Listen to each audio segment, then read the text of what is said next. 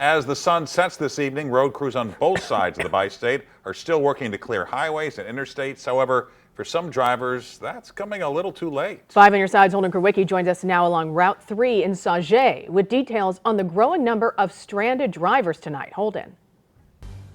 Well, and Mike, as of just a few hours ago, state troopers in both Illinois and Missouri said that they had received less than 3 dozen calls for accidents, and none of those actually resulted in any injuries. However, as the day has gone on, they've received hundreds of calls for stuck and stranded drivers. After working for the last 48 hours around the clock, IDOT engineer Joe Monroe says he can only sum up the road conditions in one way.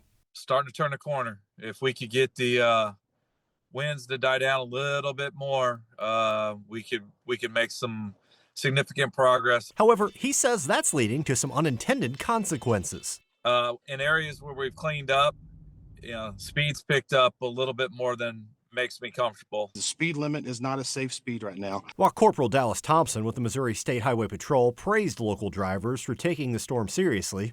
The call volume was actually fairly light yesterday from what we have seen in previous snowstorms of this magnitude. Missouri State troopers have responded to more than 20 crashes in the St. Louis area.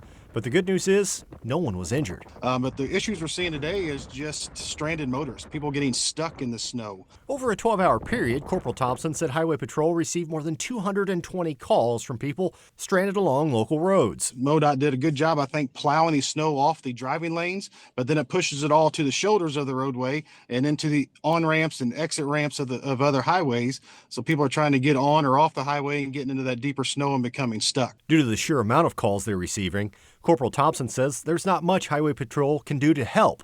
So I asked what you should do if your car slides off in the snow. Please stay inside your vehicle. Keep the seatbelt buckled while you're sitting there waiting on help, and just be patient. We're going to get to you just as soon as we can. And a lot of times, by the time we've gotten there, other vehicles have already got them pulled out, or MoDOT response vehicles came by and helped them to get on the way. So, we're all working in this together. State troopers on both sides of the bi-state have started stickering cars just to let each other know that that scene has been cleared and that everyone is okay. Typically that means that car must be removed from the roadway within 48 hours. However, they are temporarily suspending that requirement due to the conditions outside. Reporting live in Sauget, Illinois, Holden Krawicki, 5 on your side.